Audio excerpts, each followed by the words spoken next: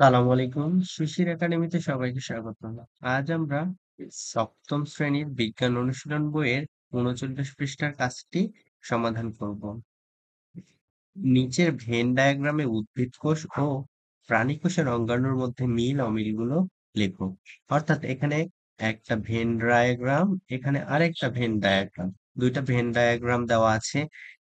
এটাকে যদি আমরা উদ্ভিদ কোষ ধরি আর এটাকে যদি আমরা প্রাণী কোষ ধরি, তাহলে শুধুমাত্র উদ্ভিদ কোষে যেই উপাদানগুলো পাওয়া যায় সেগুলো আমরা এই পাশে লিখব, এবং শুধুমাত্র প্রাণী কোষে যেই উপাদানগুলো পাওয়া যায় সেগুলো আমরা এইখানে লিখব।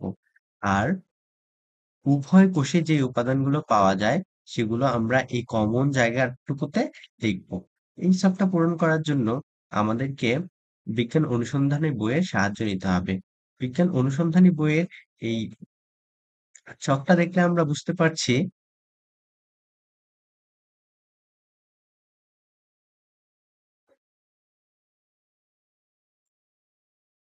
যে এটা একটা উদ্ভিদ কোষ আর এটা একটা প্রাণী কোষ।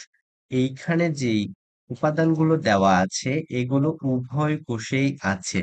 আর শুধুমাত্র উদ্ভিদ কোষে আছে হচ্ছে এই উপাদানগুলো, এবং শুধুমাত্র প্রাণী কোষে আছে এখানে সেন্ট্রোজোম, আর এখানে আছে লাইসোজোম।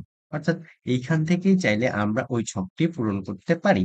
ওই ছকটি কিভাবে পূরণ করতে হবে সেটা এখন আমি দেখিয়ে দিব। এই যে ভেন ডায়াগ্রামে উদ্ভিদ কোষ ও প্রাণী কোষের অঙ্গাণুর মধ্যে মিল অমিলগুলো লিখুন। এই শুধুমাত্র উদ্ভিদ কোষে যেগুলো আছে, ক্লোরোপ্লাস্ট, কোষ প্রাচীর, কোষ গহ্বর, সেগুলো এখানে দেওয়া আছে। উভয় কোষে যে মিল উপাদানগুলো আছে সেগুলো হলো গলজি বডি, কোষ ঝিল্লি, সাইটোপ্লাজম, আন্তঃপ্লাজমীয় জালিকা, নিউক্লিয়াস, মাইটোকন্ড্রিয়া। শুধুমাত্র প্রাণী কোষে পাওয়া যায় লাইসোজোম, সেন্ট্রোজোম।